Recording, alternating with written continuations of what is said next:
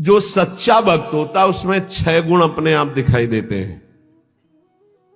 ध्यान दीजिएगा, भगवान के मार्ग में चलने वाले सच्चे भक्त में ये 6 गुण दिखाई देते हैं। क्या? पहला, वो सदैव परहित में ही रत होता है, स्वसुख वांछा उसमें नहीं होती, उसका मन और इंद्रियां उसके अधीन होती। जिसका मन अधीन नहीं है वो महाठग है। ये हम महापुरुषों के वचन बोल रहे हैं। जिसका मन अधीन नहीं है वो महाठग है। दैवी संपत्ति को चुरा करके आसुरी संपत्ति को प्रकट करना इस मन रूपी महाठग का प्रभाव है। जिसका मन अधीन नहीं है वो आसुरी संपत्ति वाला है। नाना प्रकार से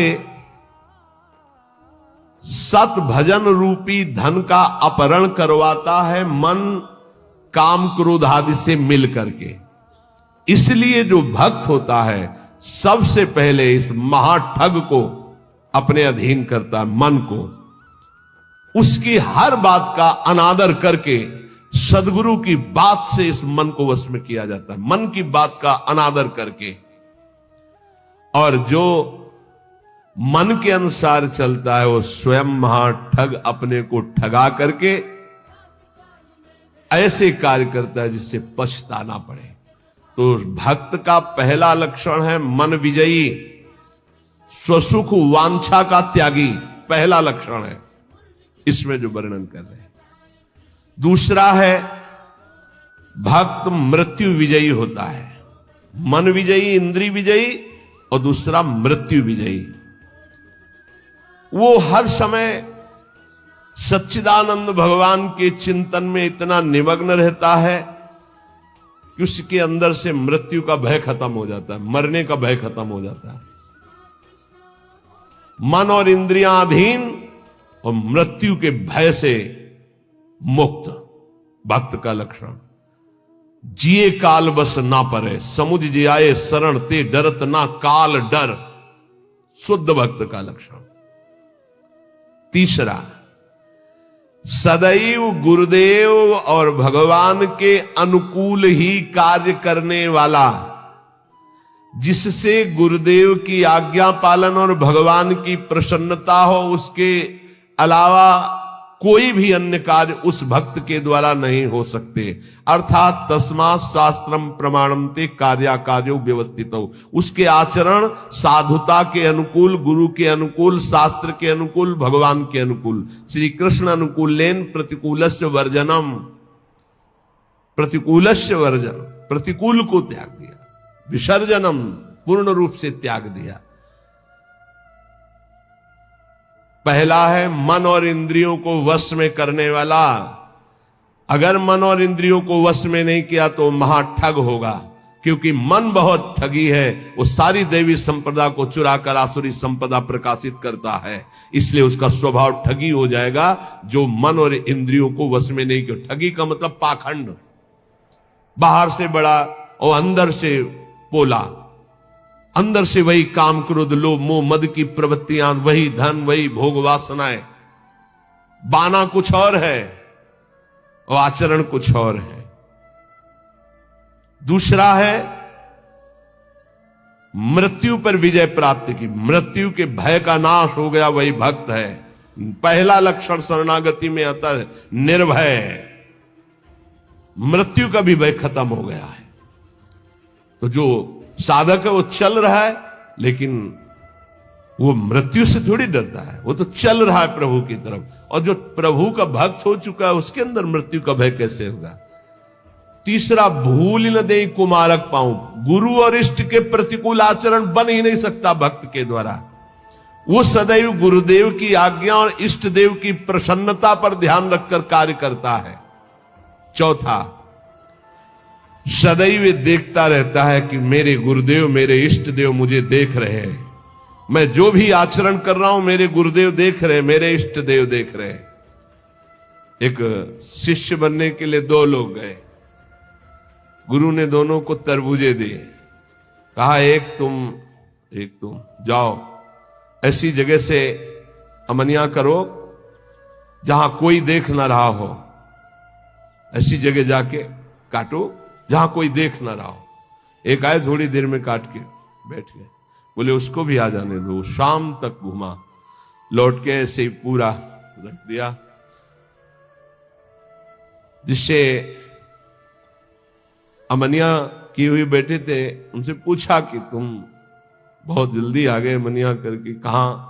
बोले प्रभु एक ऐसे एकांत स्थल में गया, आसपास देखा कोई नहीं था, चिड़िया भी नहीं थी, वहां से काट के ले आए। अच्छा आप क्यों नहीं शाम तक घूमते रहे? बोले प्रभु मुझे कोई ऐसा स्थान नहीं दिखाई दिया जहां आप न हो। आपने कहा था कोई न हो, तो मुझे कोई ऐसा स्थान नहीं दिखाई दिया, क्योंकि अखंड मंडलाकारम व्याप्तम येन चराचरम, आप चर अचर में व्याप्त मेरे गुरुदेव हैं, मेरे गुरुदेव देख रहे हैं, इसलिए आपने कहा था कोई ना देख रहा हो। तो प्रभु हर समय आप मुझे दिखाई दे रहे थे, इसलिए मैंने काटा। जो काट लिए थे उनसे कहा तुम तरबूज पाओ और निकल लो, तुम्हारी दीक्षा नहीं होगी। और जो नहीं काटे थे उनसे कहा तुम दीक्षा के अधिकारी हो। ये चौथा, जो हर समय ये देख रहा है कि मेरे गुरुदेव मुझे देख रहे हैं, मेरे इष्ट देव मुझे देख रहे हैं, मैं जो भी आचरण कर रहा हूं मेरे गुरुदेव देख रहे हैं। पांचवा, ये भक्त का लक्षण, अपने परिवार से तनिक भी मोह ना होना। भगवत, चाहे गृहस्थ हो चाहे विरक्त, भगवत भाव होना, मोह ना होना। मोह गए बिनु राम पद होई न दृढ़ अनुराग। भगवान की ही तरफ हर वृत्ति, सब में भगवत भाव, मोह किसी से नहीं। और छठवां, महान दुख विपत्ति को आदर पूर्वक मुस्कुरा कर सहना। समझ में आ रहा है? ये हैं भक्त के लक्षण। महान दुख, जो गुरु भक्त होता है उसमें दया, नम्रता, साधुओं से प्रेम, दंभ शून्यता, असंगता, निष्कामता, तीव्र वैराग्य, शांति, एकांतवास, केवल भगवान से संबंध, ये 10 बातें जागृत हो जाती हैं जो ये गुरु की शरणागति लेकर के आराधना करता है। सज्जन, साधुजन, भक्तजन उसे ही कहते हैं जो किसी भी माता बहन में काम भाव न देखे, जो किसी से धन लेने की चाह न करे, जो दूसरे के दुख को देखकर स्वयं दुखी हो जाए, और जो हर समय ईश्वर को अपने सामने रखता है, उसे कहते हैं साधु। उसे साधु कहते हैं, चाहे वो गृहस्थ हो चाहे विरक्त हो। फिर किसी भी स्त्री की तरफ काम भाव न करना, दूसरे के धन लेने की भावना का त्याग करना, दूसरे को दुखी देखकर स्वयं दुखी हो जाना, और हर समय ईश्वर के सानिध्य का अनुभव करना। सर्वत्र भगवान है तो यहां भी भगवान है, सबके भगवान है तो मेरे भी भगवान है, सब समय भगवान है तो इस समय भी भगवान है, सबको देख रहे हैं तो मेरे को भी देख रहे हैं। श्री भगवान का अखंड स्मरण, सब में समता का व्यवहार, संतों में विशेष भाव, नम्रता, और प्राण मात्र में भगवत भाव, ये स्वाभाविक भक्त के अंदर आने लगते हैं। जो विषयों का संग्रह, भोगों का चिंतन, दूसरे शरीरों का आकर्षण भोग वासना से, और रुपया पैसा की प्रियता, वो महामूर्ख है, वो भगवान का भक्त नहीं हो सकता। महामूर्ख इसलिए कि मूर्ख उसे कहते हैं जो कबाड़ बटोरता है, बुद्धिमान उसे कहते हैं जो कीमती वस्तु लेता है। कीमती वस्तु हरि नाम में भगवान को छोड़कर कबाड़ बटोर रहा है। भेष बहुत अच्छे व्यापारी का है और कबाड़ बटोर रहा है। भेषधारी हरि के उर सालें, भगवत ऋषि जी ने कहा है। जब तुम्हारे सामने धर्म और भजन की बात आवे तो उसे कल के लिए मत टालिए, तुरंत उसे स्वीकार कीजिए। और जब पाप की बात आवे तो तुरंत। ये अहंकार से रहित जो महापुरुष का सेवन करने वाले हैं, उन्हीं को ये भरोसा प्राप्त होता है। नहीं, अहम जनित जो कर्म करे उसका तो भरोसा होता है, लेकिन प्रियालाल के चरणों का भरोसा नहीं होता। ये रहस्य रघुनाथ कर बेग न जाने कोई, जो जाने रघुपति कृपा तो सपन्यों मोह न होए। यह रहस्य रघुनाथ कर बेग न जाने कोई, जल्दी कोई ये समझ नहीं पाता। जो समझ गया फिर वो जानत तुम्हें तुम्हें हो जाए, फिर किंचन मात्र भेद नहीं रह जाता। वो अभेद स्थिति को प्राप्त हो, वो प्रेम स्वरूप हो जाता है, जानत तुम्हें तुम्हें हो जाए। श्रीपाद प्रबोधानंद जी महाराज कह रहे हैं, ये वृंदावन धाम है, साधो शक्नोषि नो चेत सकलमपि हठात स्वप्न कल्पम विहातुम, तर्हि त्वं ध्याय वृंदावन मनुषं अथोपास्य वृंदावनेशौ, तन्नामान्येव नित्यं जप सतत मथो तत्कथां संसृणुष्व, श्रीमद् वृंदावन स्थानथ परिचर भो भोजनाच्छादनाद्यैः। इसमें साधो संबोधन करते हैं, अर्थात ये जन साधारण से ऊपर उठी हुई बात है।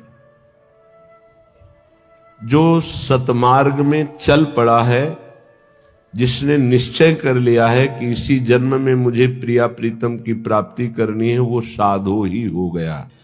वो चाहे पैंट शर्ट में हो, चाहे वो धोती कुर्ता में हो, साधु का तात्पर्य उसके स्वभाव से है। बाहरी वेश से केवल साधु नहीं माना जाता। वेश के साथ आचरण नहीं है तो वेश तो कालनेमी ने भी रख लिया था।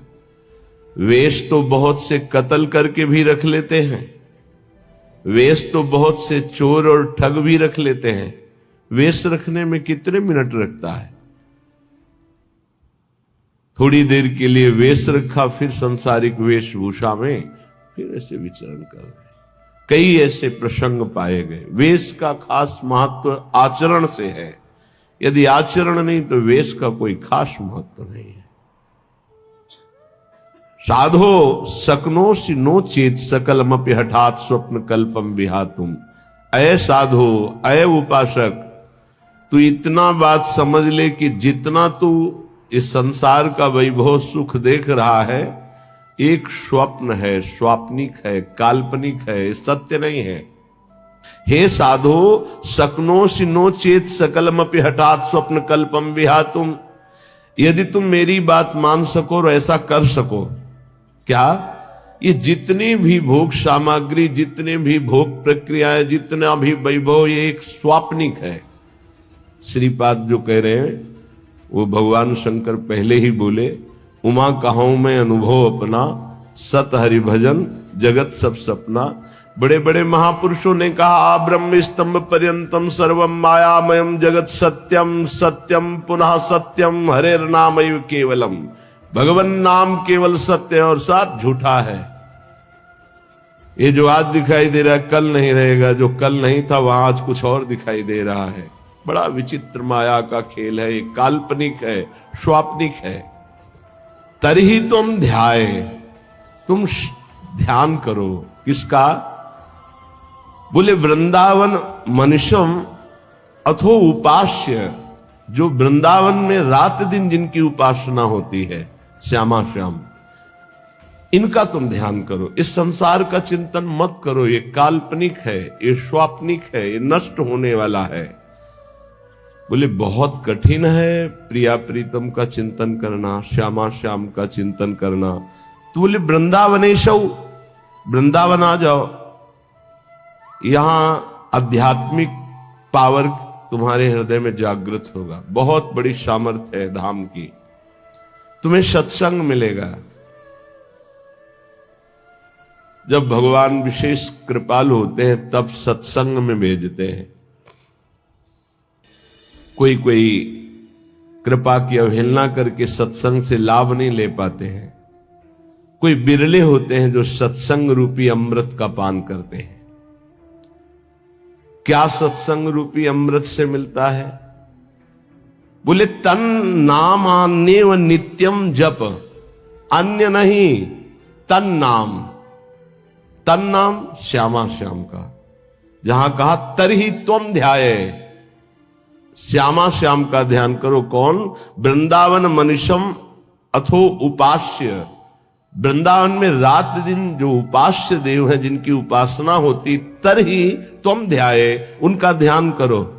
श्यामा श्याम का। बोले बड़ा कठिन है, कैसे ध्यान करूं? तो बोले वृंदावनेशौ, आओ वृंदावन, और वृंदावन में रसिकों का संग करो तो तन नामान्येव, तुम्हारे हृदय में अन्य भाव हट करके नाम में प्रीति होने लगेगी। तन नाम, राधा राधा, राधा वल्लभ श्री हरिवंश, राधा वल्लभ श्री हरिवंश। नित्यम जप, नित्य जप, तो तुझे दिखाई देने लगेगा कि संसार स्वाप्निक है। सतत मथो तत्कथाम संसृणुस्व, तू निरंतर सत्संग सुन, भगवत चर्चा सुन। इसका बहुत बड़ा प्रभाव पड़ता है। बड़े बड़े चोर भगवत प्राप्त हो गए, हिंसक भगवत प्राप्त हो गए सत्संग से। सतत मथो तत्कथाम संसृणुस्व। देखो भगवान की विशुद्ध कृपा का फल आप अपने ऊपर। आप यहां 2 बजे से, 2:30 बजे से, 3 बजे से ऐसे तैयार होकर पंक्ति में खड़े रहते हैं। जो सत्संग सुनने के रसिक जन हैं, 4:15 बजे से सत्संग प्रारंभ हो जाता है। आप लोग यहां आकर के केवल वो वार्ता ही तो सुनते हैं ना। लौकिक वस्तु तो कोई नहीं मिलती कि बाद में प्रसाद मिलेगा। ये है भगवान की विशुद्ध कृपा कि आप अपनी नींद का त्याग करके, आराम का त्याग करके, शरीर सुख का त्याग करके भगवत सुख के लोलुप होकर सत्संग में बैठे। ये केवल भगवत कृपा है, केवल भगवत कृपा। बिनु सत्संग विवेक न हुई, और राम कृपा बिनु सुलभ न सोई। भगवान की कृपा से ये सुलभ। कितने सत्संग में सुन रहे हैं, कितने भारतवासी हैं, कितने हैं? विचार करो, 140 करोड़ कितने लोग सुन रहे हैं, या कितने यूट्यूब से सुनेंगे? उनमें से कितने पकड़ेंगे? भगवत कृपा पात्र ही सुन पाएंगे। सतत मथो तत्कथाम संसृणुस्व, भगवत प्रेमी महात्माओं के मुख से भगवत चर्चा सुनो, प्रिया प्रीतम का नाम जप करो। और बहुत जोर की बात कर रहे हैं, अगर नाम में प्रीति नहीं हो रही, भगवत चर्चा सुनने में प्रीति नहीं हो रही, तरही तुम ध्याये वृंदावन। रात दिन जिनकी उपासना कर रहे हैं रसिक जन, उन प्रिया प्रीतम का ध्यान नहीं हो रहा, तो फिर कह रहे श्रीमद वृंदावन स्थानत परिचर भो भोजनाच्छादनाद्यैः वस्तु कोटि गुणम श्रुतम सकृतम वासो नवासादिभिर। तुम्हें एक उपाय बता रहे हैं जिससे तुम्हें जल्दी लाभ मिल जाएगा, कि जो वृंदावन वास कर रहे हैं भगवत प्रेमी जन, आप उनकी सहायता कर दो, परिचर्या कर दो। भोजनाच्छादन दी, उनके जल की व्यवस्था, भोजन की व्यवस्था, वस्त्र की व्यवस्था, वास की व्यवस्था। वस्तु कोटि गुणम श्रुतम सुकृतम वासोन्नवासादि भी। वस्त्र है, अन्न है, जल है, व्यवस्था उनके रहने की। तो बोले जो ऐसा करता है तो अन्य जगह से करोड़ गुना बढ़कर उसको यहां लाभ मिलता है। वस्तु कोटि गुणम श्रुतम सुकृतम। सुकृतम माने होता पुण्य। जैसे आप गांव में अपने 50 को भोजन पवावे और फिर संगम प्रयागराज तीर्थ में जाके भोजन, तो बहुत बड़ा अंतर हो गया। फिर काशीपुरी में, द्वारिकापुरी में, अयोध्यापुरी में, मथुरापुरी में, कांचीपुरी में, अवंतिकापुरी में, इनमें पवाएं तो उससे भी बहुत बड़ा अंतर पड़ा, बड़ा लाभ मिलेगा। लेकिन श्रीधाम वृंदावन में यदि वास करने वाले जन हैं, उनको भोजन है, वस्त्र है, उनके वास की व्यवस्था है, तो वस्तु कोटि गुणम श्रुतम सुकृतम वासोन्नवासादिवीर।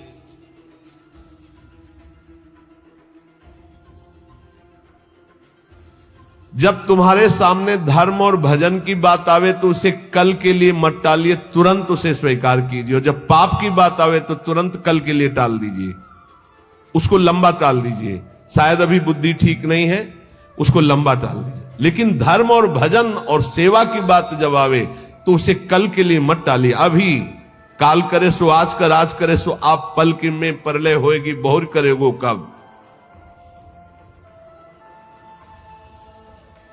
भोजन की चिंता का तनिक भी भाव भक्त के हृदय में नहीं होता, भोजन कहां मिलेगा।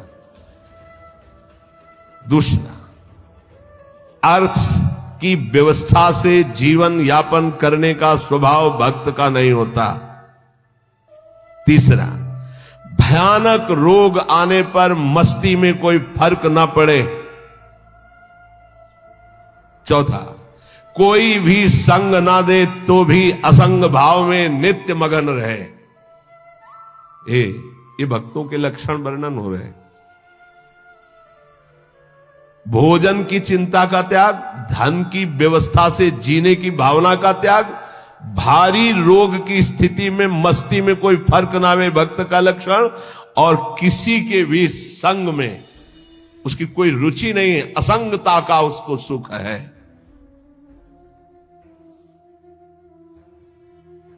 जब हम नए नए संत वेश में थे तो श्री स्वामी ओंकारानंद सरस्वती जी महाराज नजफगढ़, बहुत बड़े महापुरुष थे, उनके दर्शन करने गए तो उन्होंने कहा, अच्छा बेटा संत बन गए हो।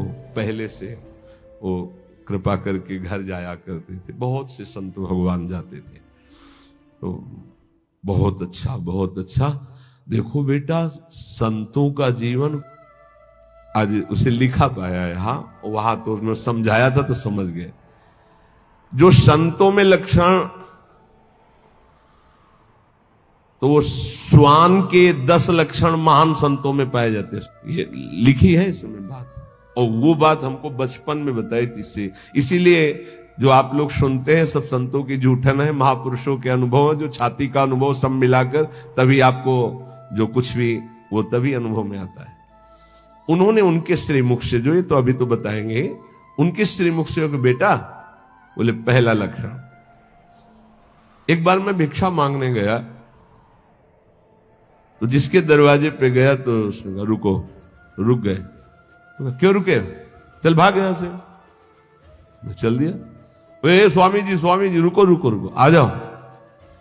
फिर गया, बोले 7 बार बेटा उसने दबकाया, 7 बार भगाया, 7 बार मैं वापस गया, 8वीं बार उसने भिक्षा दी। ठीक बोले, कुत्ते का ऐसा ही स्वभाव होता है, ऐसे करके रोटी डालो, डंडा मारो, फिर चलो, फिर कुछ करो, फिर आ जाएगा। उसको माना अपमान का किंचन मात्र ध्यान नहीं रहता। ऐसे ही महान संतों का स्वभाव होता है। एक स्वभाव कि आप ऐसे करो, फिर तो एक बार देखेगा, फिर लौट के आएगा, फिर आप डंडा हुआ, फिर दबका दो, फिर वो जय बार करोगे तय बार वापस। उसे माना अपमान का बोध नहीं होता।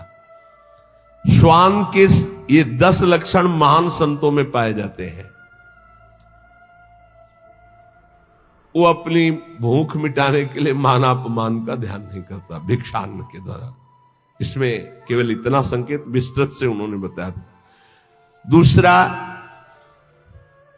बोले बेटा जब बंदर सर्प को पकड़ लेता है, बोले तुमने देखा नहीं होगा, मैंने देखा, ऐसे वो फण पकड़ता है, पेड़ में ऐसे रगड़ता, फिर कान में लगाता है, अगर वो सूंघ हुआ जरा सा फिर रगड़ता है उसको। बोले उसके मरने पर भी 100 बार रगड़ता है उसको।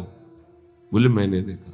बोले दूसरा लक्षण संत का है कि वो अपने मन को ऐसे रगड़े जैसे बंदर सांप को रगड़ के मारता, मारने के बाद भी 100 बार रगड़ता है। मरे हुए मन में ही भगवदानंद की उत्पत्ति होती है। पुराने संतों के जो वचन है वो बहुत गूढ़ होते हैं, उनका अर्थ पूरे जीवन भर निकलता रहता है। मन को जिसने मार लिया वही महात्मा, मन को जिसने चेला बना लिया वही जगत गुरु, मन को जिसने परमात्मा स्वरूप कर लिया वही जीवन मुक्त महापुरुष हो गया। सारा खेल इस मन के ऊपर है। तो कह रहे पहला कि भूख मिटाने के लिए माना अपमान का बोध न रखना, जो भी बताया। दूसरा, जैसे श्वान का कोई पर्सनल घर नहीं होता है, पर्सनल घर दरवाजे पे भी पड़ा रहता है। अच्छा, जहां मिला वहां पा लिया और दरवाजे पे पड़ा है। बोले जो भगवदानुरागी विरक्त होते हैं उनका निज ग्रह नहीं होता, वो भगवत ग्रह में वास करते हैं। भगवान जहां वास दे दिए, या भगवान के मंदिर या भगवान के धामों में, या फिर घर के अंदर नहीं वास करेंगे। ध्यान रखना, हमने देखा है कि बहुत से बड़े बड़े महात्मा जन आए, कभी घर में वास करने की बात नहीं। बाहर खपरेला था, उसके नीचे, या स्कूल सामने था वहां, या किसी देवालय में, कभी घर में शयन करने की नहीं। वही जो हमारे महात्माओं की रहनी, उसी को भूला जाता है, इसलिए धोखा खा जाया जाता है। विरक्त होकर गृहस्थों की सैया पर शयन करोगे, अपने आप को संभाल पाओगे, सवाल ही नहीं उठता है। दूसरा बताया कि जैसे श्वान जमीन में शयन करता है, भूमि शयन वलकल वसन, ऐसे महापुरुषों का होता है। जैसे भगवान रखे वैसे जीवन यापन करते हैं, अपनापन कहीं नहीं है प्रभु के सिवा। तीसरा, भक्तों की निद्रा कैसी होती है? श्वान निद्रा तथैव च, बिल्कुल तस्मा शास्त्रम प्रमाणम, श्वान निद्रा एकदम सावधान। ऐसी निद्रा, सदा सजग निद्रा में वो रहता है भक्त, सावधानी से। उसका ऐसा सोना नहीं होता कि कुछ कुंभकर्ण के अंश वाली नींद वाले होते हैं। कुंभकर्ण कैसी जगह है जानते? उसके पेट में बड़े बड़े भाले ऐसे सब, हाथी की चिघाड़ कान में।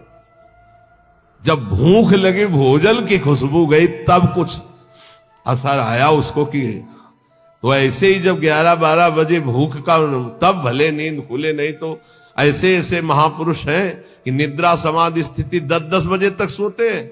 हमें लगता है कि अगर परसेंट जोड़ा जाए तो 80% ऐसे सोते हैं। 20% होंगे पूरे देश में जो जगते होंगे 4 बजे 3 बजे और अपनी साधना भजन में, नहीं तो प्राय ऐसे 2 बजे तक मस्ती की और फिर सो गए, 11 बजे तक सो रहे, और भगवान सूर्य उनकी आयु श्री कीर्ति यह सबका अपहरण कर रहे हैं और उनको पता नहीं।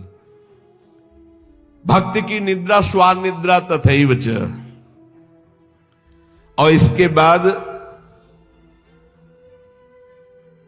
कब वो दरवाजे से चला गया पता नहीं चला। ऐसे सच्चे संतों को देखा है अपने वहां, रात्रि में कब वो बिस्तर लेकर के निकल गए पता नहीं चला। प्रायः सुबह जब उनको ओम नमो नारायण करने के लिए गए तो तख्ता खाली मिला है।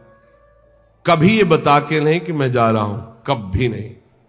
कहां जा रहा हूं, कभी नहीं। आए और गए, जब उनको जाना उठे चल दिए, जिससे श्वान कब चला गया। क्योंकि उनका कहीं आसक्ति नहीं, कहीं अपनापन नहीं। पांचवा, केवल अपने इष्ट देव का ही भरोसा रखना, अन्य का कहीं किंचन मात्र आश्रय न होना। जैसे श्वान भगवदीय भिक्षा से जीवित रहता है, भगवदीश। अब किसी के मन में है डाल दिया, खा लिया, नहीं मिला तो पूरा दिन भूखा रह सकता है। रहते स्वाद बुद्धि का त्याग करके तिरस्कार पूर्वक मिली हुई भिक्षा भगवदानंद को प्रकट करती है। कौन ऐसी भिक्षा पाना चाहेगा? वही जिसको भगवान चाहिए। स्वाद रहित तिरस्कार पूर्वक, कैसे कुत्ते को रोटी दी जाती है, ऐसे फेंक दी जाती है ना, या ऐसे जमीन में डाल दी जाती है। तिरस्कार पूर्वक स्वाद रहित अन्न भगवदानंद की उत्पत्ति करता है और दीनता का प्रकाश करता है। अगर कोई अपमानित करे और बार बार अपमानित करे तो भी उसके हृदय में उसके प्रति द्वेष ना होने पावे, ये श्वान वृत्ति से लिया। जब अवगुणी लोग तपस्वियों को, साधुओं को निंदा या अपमान या पिटाई करते हैं। वृंदावन में यदि वास करने वाले जन हैं, उनको भोजन है, वस्त्र है, उनके वास की व्यवस्था है। तो वस्तु कोटि गुणम श्रुतम सुकृतम वासोन्नवासादिवीर परिचर भोजनाच्छादनाद्यैः, उनकी परिचर्या, उनकी सेवा, भोजन है, जल है, वस्त्र है, आदि आदि जो उनकी वास में सुविधा देता है, बोले करोड़ गुना उसको लाभ हम प्राप्त होता है। वस्तु कोटि गुणम, 1 रुपया का करोड़ रुपया। ये किसको? जो अपनी वस्तु दान करता है। दूसरी बात, जो ये मान के कि प्रिया प्रीतम प्रभु की दी हुई वस्तु प्रभु के जनों में लग रही, तो उसे भगवत प्रेम प्राप्त होता है, उसकी नाम में रुचि हो जाएगी, उसकी प्रिया प्रीतम के ध्यान में रुचि हो जाएगी, उसकी भगवत चर्चा सुनने में रुचि हो जाएगी। वस्तु वही दी, फल 2 हो गए। एक हो गया प्राकृतिक फल, 1 रुपए का 1 करोड़ वापस मिलेगा, और एक हो गया कि वही वस्तु दी और भगवत प्रेम मिलेगा। नाम में प्रीति, धाम में प्रीति, लीला में प्रीति, प्रिया प्रीतम में प्रीति। पर एक अपना मान करके अर्पित करता है कि ये मेरी संपत्ति मैं दान कर रहा हूं, तो उसे करोड़ गुना बढ़कर मिलेगा। और एक तो दियम वस्तु गोविंदम तुभ्यमेव समर्पये, हे प्रभु आपकी दी हुई वस्तु आपको समर्पित कर रहा हूं। इससे उसे भगवत आराधना में रुचि प्रकट हो जाएगी, जो अत्यंत दुर्लभ बात है। यदि वो वृंदावन वास नहीं करता और वो वृंदावन वास की व्यवस्था करता है, वृंदावन वासियों की जो विरक्त भाव से वास कर रहे हैं, जिनके जीवन का उद्देश्य प्रिया प्रीतम है, उनके वास की व्यवस्था में कुछ सहयोग करता है, तो बोले तीर्थे वासी तुम स्वयं ही तरति दो तो सा यत तारेत, उसको डबल लाभ मिलता है। क्या? वो स्वयं तरता है, अपने परिवार को भी तार देता है। वृंदावन वास नहीं हो पा रहा तो भी उसे वास करने वाले से बढ़कर लाभ मिल रहा है, क्योंकि वास करने वालों की व्यवस्था कर रहा है वो। पर देखो, 2 प्रकार का लाभ होता है, एक होता है लौकिक लाभ, एक होता है पारलौकिक लाभ। यदि आपने पारलौकिक लाभ का संकल्प करके संतों की सेवा शुरू की है, तो खेल कुछ और होगा, जिसे तुम पहले समझ लो। और अगर लौकिक लाभ के लिए शुरू किया है तो खेल कुछ और होगा, उसको पहले समझ लो। एक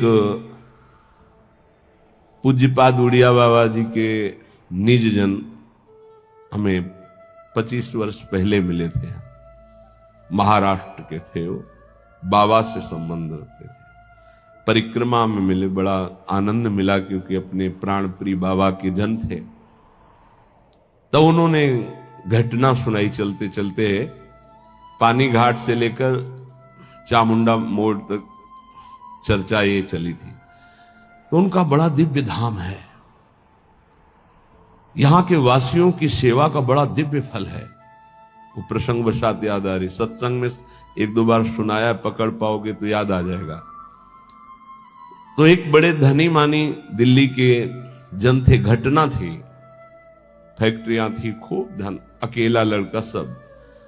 उनको कहीं संतों के संग से एक बात लाभ की सुनने को मिली कि वृंदावन के विरक्त रसिकों का अगर सेवन किया जाए, सेवा की जाए, परिचर्या की जाए, तो बहुत जल्दी लाभ मिलता है।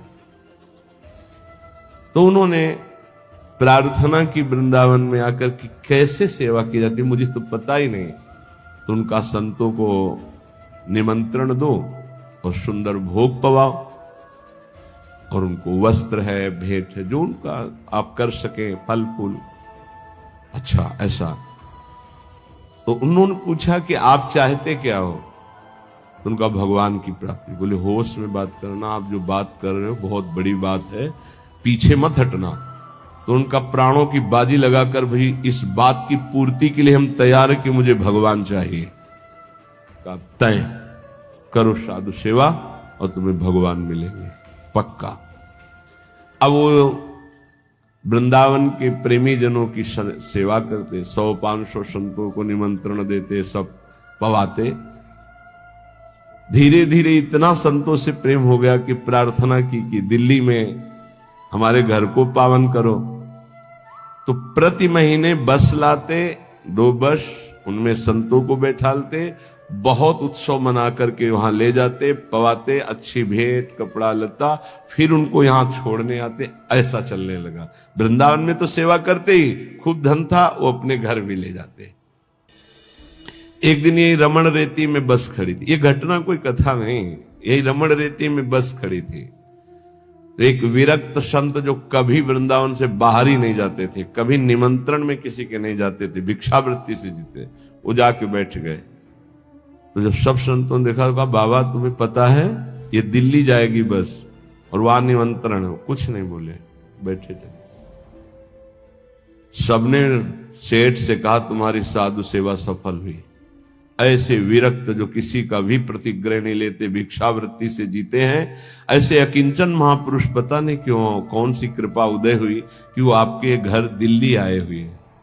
वो बैठे पंगत में, पाए, और जब वो सामने भेंट देने आए तो बोले ये भेंट लेने नहीं आया हूं, तुझे लेने आया हूं, चल वृंदावन।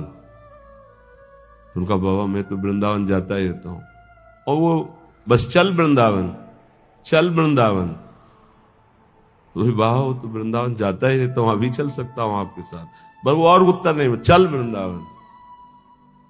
अब संतों की एक अलग भाषा होती है, उसे समझना कठिन। भेंट नहीं ली, चल वृंदावन। सबको भेंट दी, फिर सब बैठे, विदा हुए, आए। उसी दिन एक्सीडेंट हुआ और उनका पुत्र राधेश्याम। अब हाहाकार मच गया, क्योंकि वही उनके ऐश्वर्य का अधिकारी था। भारी अंदर उच्चाटन पैदा हुआ, कुछ अच्छा न लगने लगा। साधु सेवा, भगवत भाव सब पानी में। बड़ा निष्ठा रखना मुश्किल है। जब ये खबर वृंदावन आई तो वही संत गए जो हमें चर्चा सुना रहे थे, और जाकर उनसे कहा कि ए भाई, वो ऐसे नहीं आए थे, वो जो विरक्त आए थे, वो आपको भगवान की प्राप्ति कराने आए थे। चलो वृंदावन, आप अश्रद्धा मत करो, ये आपके लिए बहुत बड़ा योग बना है। तुम्हारा पुत्र भगवत प्राप्त हो गया है। शरीर पूर्व प्रारब्ध कर्म के अनुसार एक्सीडेंट से छूटा, पर वो भगवत प्राप्त हुआ। शरीर का हेतु जो छूटने का होता है बड़े बड़े महापुरुषों को होता है। जैसे पूज्य बक्सर वाले मामा जी, बड़े महापुरुष, भगवत कीर्तन होते हुए जा रहा था और एकदम एक्सीडेंट हुआ और बोले राधा, बरसाने से दर्शन करके जा रहे थे कहीं भगवत संगोष्ठी में, शरीर पूरा। तो शरीर का हेतु पूरा होना उसकी गति से मतलब नहीं रखता। बोले तुम्हारा पुत्र परम गति को प्राप्त हुआ है। अब वो सब मिटिया मेट कर दिया, सब बेच बाच करके सब संतों में बांट दिया। वृंदावन आकर पति पत्नी भगवत प्राप्त हो गए। वो बात उन संत भगवान ने सुनाई। ये कब होता है? डरना मत, मुझे भगवान चाहिए, मुझे भगवान चाहिए। क्यों ये भगवान चाहने वालों के साथ ऐसा क्यों होता है? क्योंकि ये भगवान ही सब रूपों में है। वो कहते मेरे इन रूपों को तो तुम्हें पसंद, आओ मेरे सच्चिदानंद रूप में आओ। तो सबकी ममता ताग बटोरी तुम नहीं कर सकते, वो बटोर लेते, आओ मेरे सिवा रह नहीं गया कोई। ये कृपा होती है। हे युधिष्ठिर, जिस पर मैं कृपा करता हूं उसका सबसे पहले प्रियजनों से वियोग कराता हूं और धन का अपहरण कर लेता हूं, और किसी का भी किसी योग्य न रखकर, किसी काम लायक न रखकर उसे ऐसा कर देता हूं कि सिर्फ मेरा ही भरोसा, मेरा ही आश्रय। तो एक शब्द में कहा, उसका सर्वनाश कर देता हूं। आओ होली खेलो। सर्वनाश की होली खेलना हो तो श्री कृष्ण से प्यार करना।